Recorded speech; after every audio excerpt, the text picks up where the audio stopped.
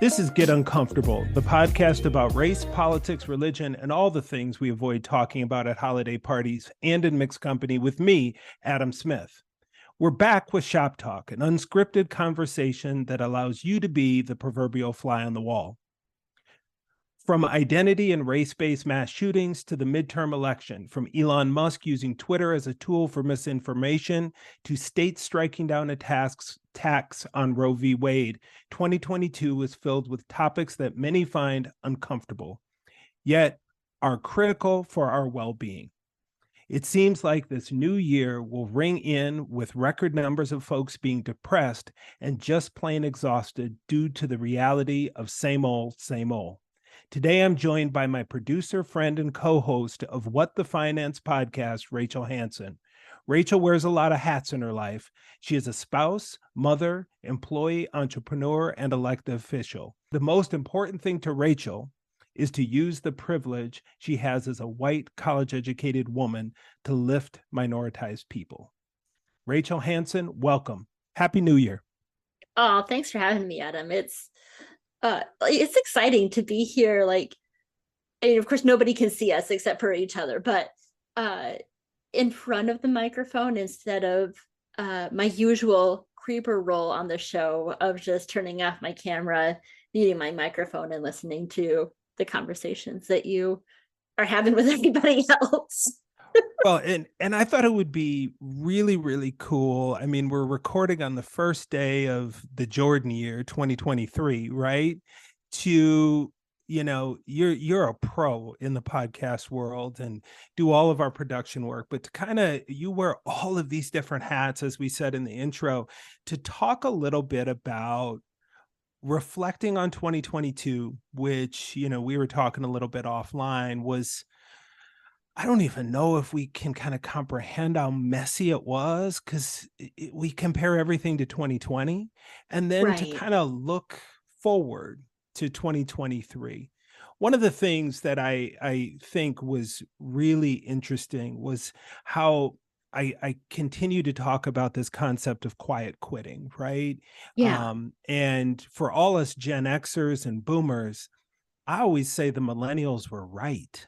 What quiet quitting to me is that people through various pandemics realized that work is not at the center of their lives and a job is just a job. And it doesn't mean that people are coasting. It means that people are putting things in accurate perspective and saying, if a job or a career is impacting my overall mental, physical, emotional, familial health, it isn't that important. And so I thought, especially with all the hats you wear, one of the things I wanted to talk about is how we, basically the buyers have created a job market in 2020 and what that's going to look like for 2023 and going forward, that a job market that is more a buyer's market where the employees have more of a say. Can you talk a little bit about that and what you've seen in 2022 and what you think the employment market is going to look like in 2023? Yeah. So we actually just did an episode on quiet quitting for What the Finance. So it's been on my mind this whole year, but it's been even more on my mind in the last, I want to say 3 weeks that had been previously. And Adam, I got to be honest, the whole concept is just ridiculous to me, right? That corporations are going, oh no, people have figured out that boundaries are a thing. We need to make this sound bad so that people feel guilty. And that guilt is a powerful tool because there are more women in the workplace than there ever have been before. And there are more, I mean, very specifically, there are more women of color in the workplace than ever before. And guilt has always been a real powerful tool for us, right? Like, sure, you can have a job and you can, you can do the professional thing, but like, hey, don't forget that your kids really need you. And so you can have the job, but don't forget that you should like feel guilty about it, right? Like being a professional woman in America means learning how to live with guilt. And I think that most of us have done a pretty okay job at managing that, but then you throw an extra guilt inducing thing, and suddenly you have an even more powerful tool to control employees. Well, it's such a good point what you're saying, where the Great Resignation was led by Black women. I mean, I heard numbers that it was like 5% of Black women went back to their previous employer after people were on lockdown. People were so used to, women, Black women specifically, and then all of us were so used to workplace trauma that Mhm, when we mhm. finally were forced during a shutdown to be away from that smoke, it's almost like when you're in a nightclub all night and initially you smell the smoke in the air from the smokers that are there, but then you stop. And it isn't until Mhm. you get home till you realize, oh my gosh, I stink. And it's in your pores and it's in your hair and it's in your clothes. And Yeah, so the pandemics almost had women realize, okay, let me wash this out of myself. And I agree that part of it is guilt, and part of it is also I fought so hard to be a or have a, I'm not going to let it go. Right. I right. define myself by the title I have, the money I make. And then I realize when I see over 1 million people die in the United States from a pandemic and see racialized trauma and see mass shootings and all the things, Mhm, that none of mhm. that matters if I'm in a grocery store in Buffalo, New York. Right, right. Well, and I think to the other piece of your question, what does quiet quitting then kind of look like, right, as we move forward into 2023? I've got to admit a pretty significant amount of skepticism that these boundaries that we've been working to put up are actually going to stay in place.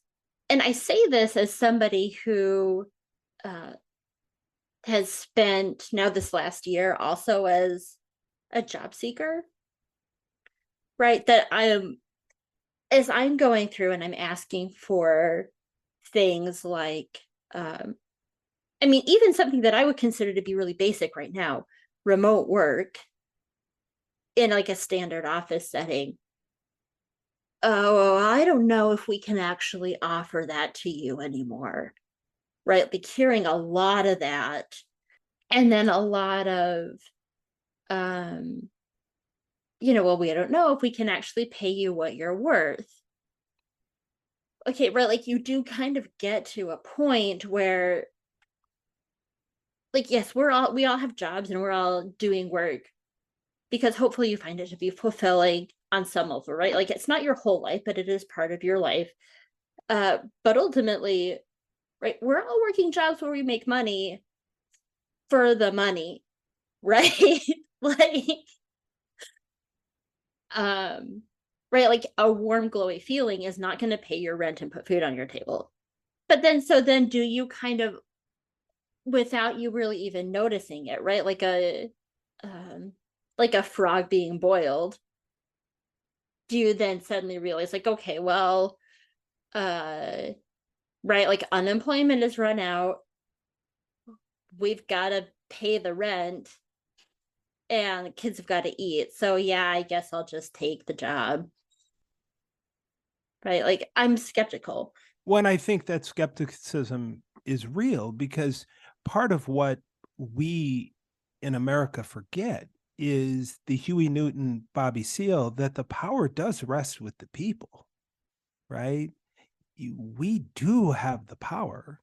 It just becomes how much risk we're willing to take. And when you're faced with death and you're stuck in your house and you're seeing George Floyd murdered on the street and Amir Locke and Ahmaud Arbery and down the list, and you're seeing all the things happen, at some point, right, you realize, okay, I have nothing to lose, or I have less to lose than I thought I did. I think those are the things that really make a difference. It reminds me of one of the other huge events in 2022, Russia's invading of Ukraine.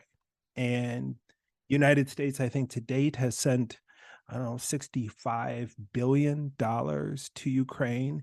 And it's amazing to me when you are fighting, people don't understand, you're invading people's front yards. It's kind of like the Vietnam War, right? Wait a minute, you're invading.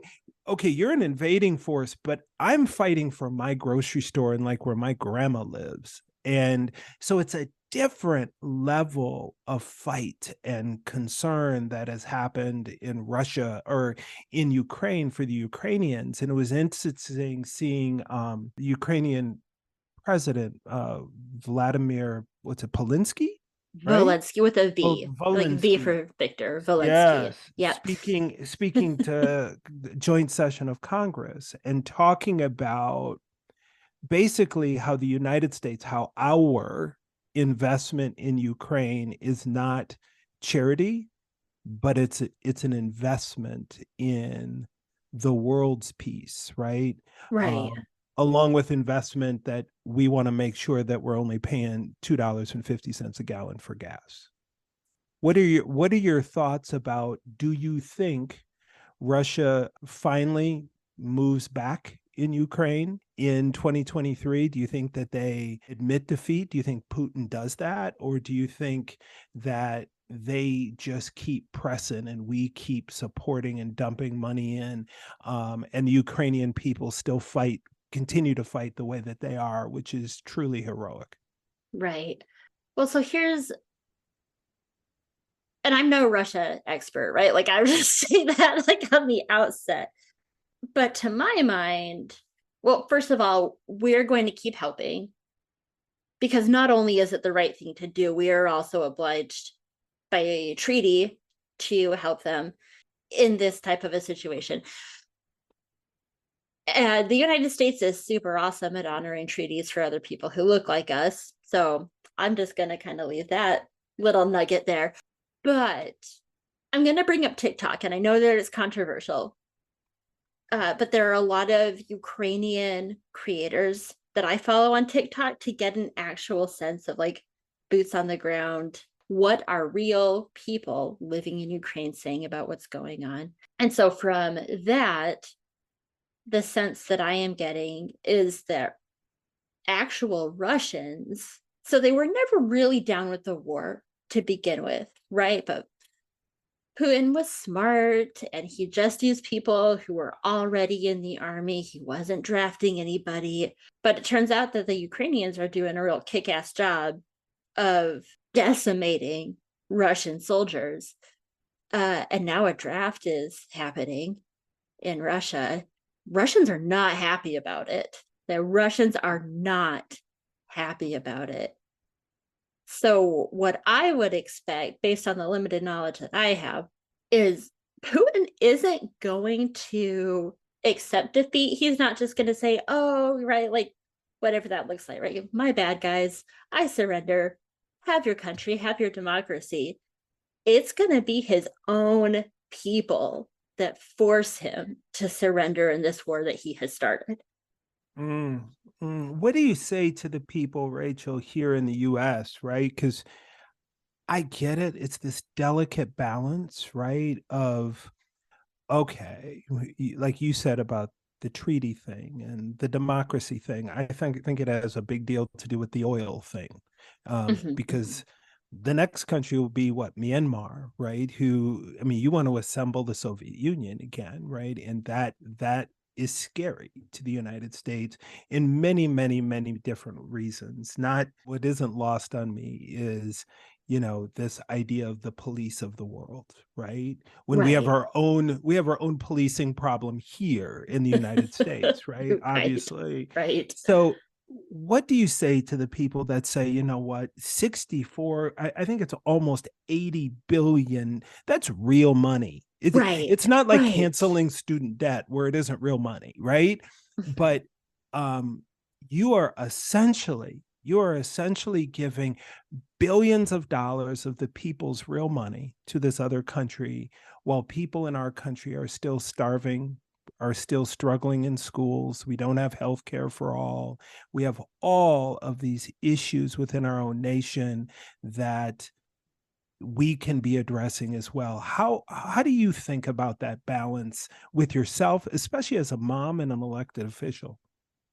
Yeah. So I think, I mean, it's a real challenge. There's no other way to say it. Like, we are living in challenging times. And I think that what it really gets down to, I'm sorry, I'm trying to think about how to phrase feelings into words. So when I think about it now, and I'm like, even before I start talking, I'm going to say, right, like the original suffragist movement in the United States had some real problems, right, with regards to race and class and all of those things that we talk about on Get Uncomfortable. Where they were smart was to use the words of their own president, President Wilson at the time, to advocate for their own liberty in this country. So I think that in that sense, we have a pretty okay foundation to lean on, right? When we are now we're living here in 2023 and we're advocating for real change that out there in the news. And we were talking about this before we started recording. Right. Everybody on network news is talking about how important democracy is and how important it is to protect our representative governments across the globe and blah, blah, blah, blah, blah. What we really need to get at, I mean, frankly, are more women. And I would say, I would even go as far as to say more women who are kind of in that elder millennial generation, right? Like the mid 80s to early 90s women who are kind of living now with this promise of, hey, you can have it all, you can have a family, you can have whatever. These are the women that we need to get into elected office, right? Um, and I think even more importantly than just saying women, my opinion is that it also really needs to be women of color. And I don't say that because I'm trying to, like, as a white woman, I understand that that's a very loaded thing, right? Like, to say, like, hey, we need more women of color in elected office. The reason that I think that is not because I think that Black women are going to save us from ourselves. I mean, I guess I do a little bit think that that is true. Black women are going to save us from ourselves. But ultimately, I think it's because that lived experience is the lived experience of the majority of people that live in our country. And if we're going to see real change, it's going to be from that group of people. Mm, And yeah, so, yeah. any dude, I mean, and I say like especially men, right? Because we're still kind of living in this transitional time where men are the ones with the power and the ones with the money. Any man who is actually committed to real social change is gonna back the heck up and he's gonna give the money to that group of women, right? Because when you want to talk about women running for elected office, like, first of all, it's stupid expensive, right? There's a lot of money in just running a campaign, right? We're talking about money for ads and we're talking about money for paying staff and we're right, like, and all of these things. But the other part of it is the financial losses that you take as an elected official. Um, Now, Minnesota just elected our first uh, Latina rapper to our state house, Maria Isa. She's amazing. I'm like seizing up in my body. I'm so excited that she won her election. Like, she's just incredible. And because she's an artist, most of her money came from grants that she is now no longer eligible for because she's an elected official. So if you want to talk about people like Maria Issa being in the state house, like, we can't have that conversation without also talking about what a financial hit it is. And now I feel like I've kind of just like gone way off from the original question. I don't even remember what the original question was.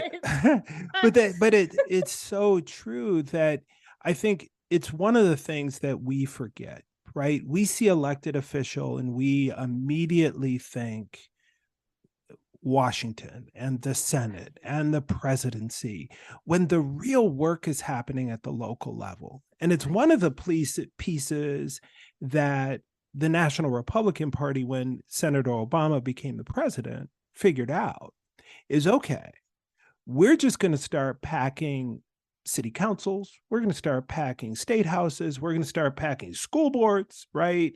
The kind of things that you're on. Talk a little bit about your process, right? Because obviously schools have become battlegrounds, right? Because that's what happens is folks are trying to find their next abortion to polarize and to get people fired up about. They took CRT and made it into something it wasn't, started talking about banning certain books, and people are, trying to turn children into cats and having them go into the bathroom and litter by and making up these crazy things just to get people on fire to fight for their babies. Talk a little bit about the continued issues around schools and why those local elections, starting with school boards, but then also to give people, once they're elected, the resources and the space to do the work, because it's a full-time job where you might be getting a couple $100 a month, maybe, right? How are you going to do that? And how do we provide that space for women, in particular women of color, to hold those offices that are the most important, to fight off some of the misinformation and propaganda that's out there? Oh man, I'm having flashbacks to like last November, because the school board race in my city, where I am a school board member, and thankfully I was not up for re-election last year, and I was really glad about that. But that was exactly what the GOP did, right? Oh my gosh, what's his face? So it's Steve Bannon, right, published this whole guide for people specifically to run for school boards.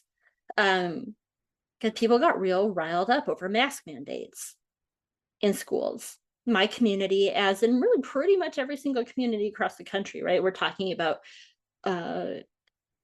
there's this claim that requiring children to mask in schools is akin to child abuse, and right, like really inflammatory language. So we got a bunch of people who ran solely on the ticket, or the idea rather, that they were going to end the mask mandate. If they got elected, there wasn't going to be any more masking in our schools. And it was ugly. And those of us who were on the board, I really saw this out in the community. We started getting painted with this really kind of a terrible brush, right? So if anybody who's listening to this has friends or family who are on the school board and they were pro mask mandate, I'd say even now, like, go check on them, because a lot of us were being labeled as like child abusers and like pro human trafficking, because apparently it's easier to traffic children if their faces are covered. I mean, I don't know, right? Like, just real wild stuff. And so what that ended up looking like for me was, right, like in very public settings, being extremely vulnerable about my own family. And now everybody who's listening to this show will also know this if you didn't already.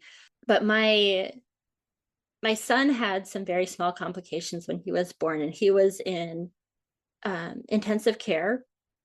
Actually, not for very long, but it was still really terrible. To see my little guy hooked up to all these monitors.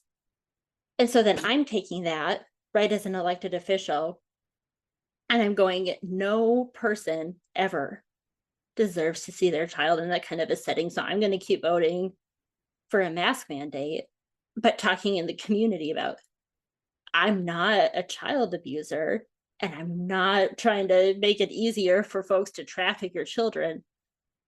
I'm doing this vote to protect my kids. And so some of, I think, how you give women space to serve elected office is frankly just basic human decency, right? Like, I mean, like you just said, Adam, there's not a lot of money in serving in those types of elected offices, right? I make about $400 a month as a school board member. And I'm trying to stay up on all the legislation and there's some exciting things going on in Minnesota right now, right? Like it's not a big chore, right? Like, oh no, I can't believe that we're talking about free lunch for all in Minnesota, right? Like it's not like it's a huge downer most of the time, but it still is a really big time commitment.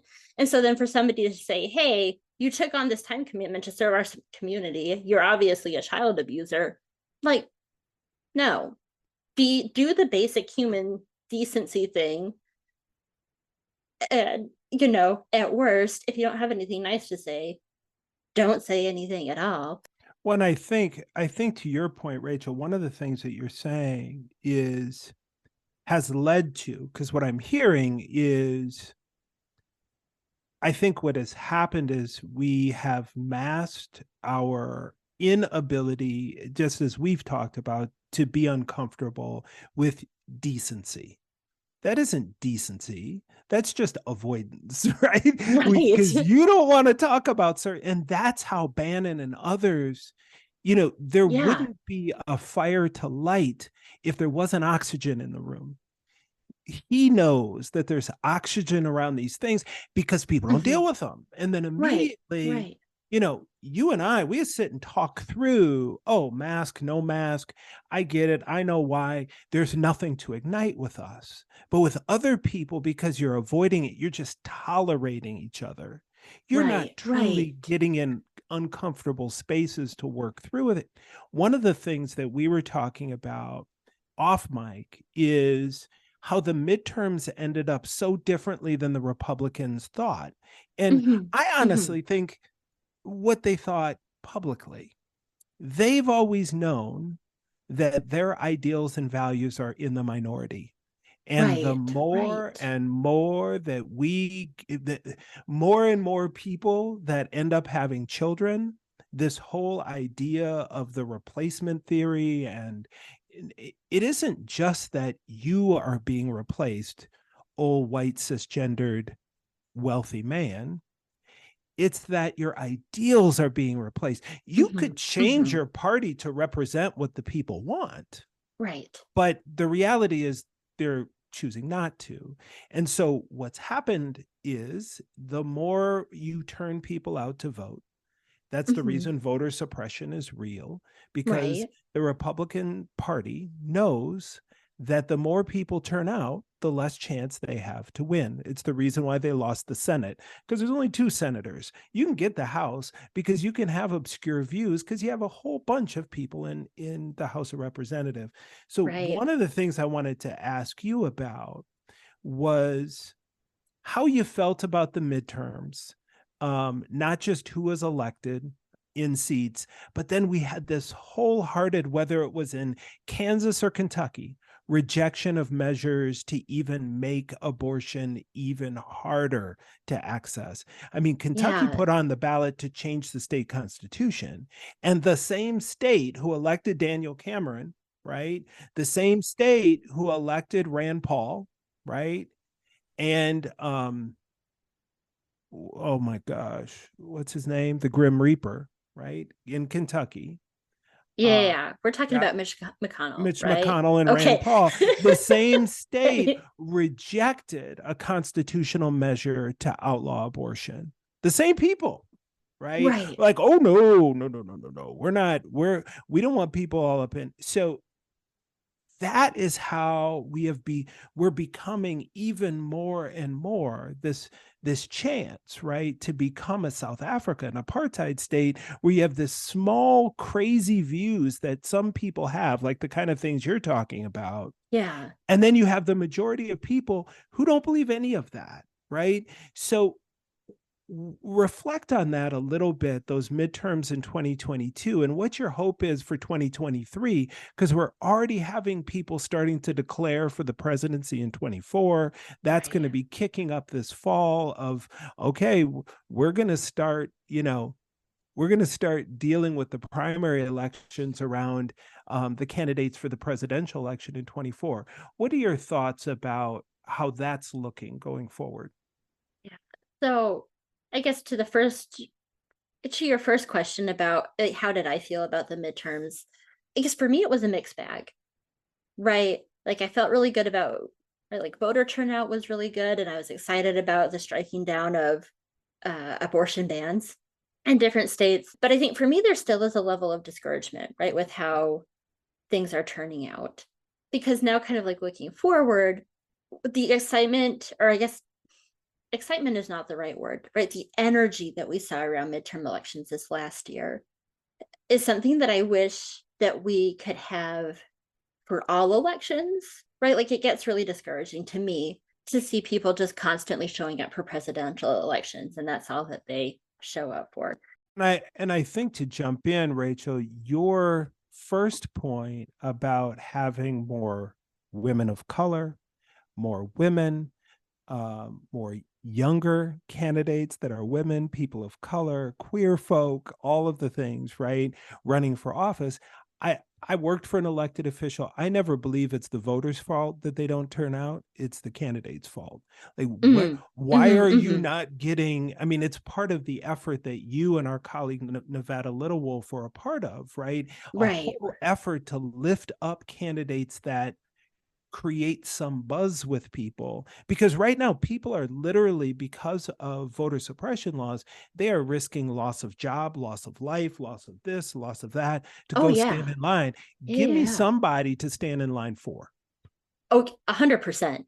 I'm with you on that. As far as now looking ahead, frankly, I have a lot of frustration. Um, because I think that part of the reason that people don't turn out, right, and maybe the way that we would like to see it, is because they're tired, right? Like right now, right, we're gearing up to spend now the next 2 years talking about, hey, who are we going to elect for president? Who are we going to elect for president? Like, oh, that's who you're supporting? Well, you're a terrible person. Like, who are we going to vote for president? Like, by the time that 2024 rolls around with the presidential election, we're going to be exhausted.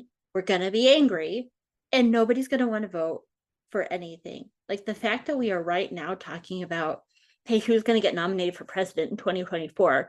In my opinion, we need to knock it off, right? We should be spending this time not talking about the next election, but actually buckling down and doing real work that's going to help real people, both here and abroad, with our legislative bodies. Mm. Talking about the presidential election in January of 2023, or even, right, like we've been talking about this since Thanksgiving, is absolutely the last thing that we ought to be doing right now. Like, let's stop looking at the next election and look at what's happening right now and what can we do right now. Mm. And I think one of those first things people people can do is start educating yourself, right? um yeah, I love to stream Netflix, right? I I've been watching Alice in Borderland, this Japanese Mm, post-apocalyptic series. Crazy stuff, right? I mean, those are fun escapes. British Baking Championship, love it, right? Love yeah. British Baking Show. But at some point we have to understand how important things are, and what, not only what the legislative process is, but what is really going on in the world. Why Mm-hmm. it matters that elected officials publish their taxes, why Yes. I paid over 10 times more in federal taxes last year than 45 paid in the years that he did combined. I mean, just think, how does that even work? Right. So it doesn't have to be understanding these things, but we have to start questioning, how does this even work? How does those systems work? Thanks for joining us for part 1 of Shop Talk with Adam Smith and me, Rachel Hanson. Get Uncomfortable is brought to you in partnership between Rachel and Adam. If you like what we're doing, and we really hope that you do, we hope that you will support the show by giving us a rating wherever you listen to podcasts, and we'll see you for part 2 of this conversation on Sunday, January 29th.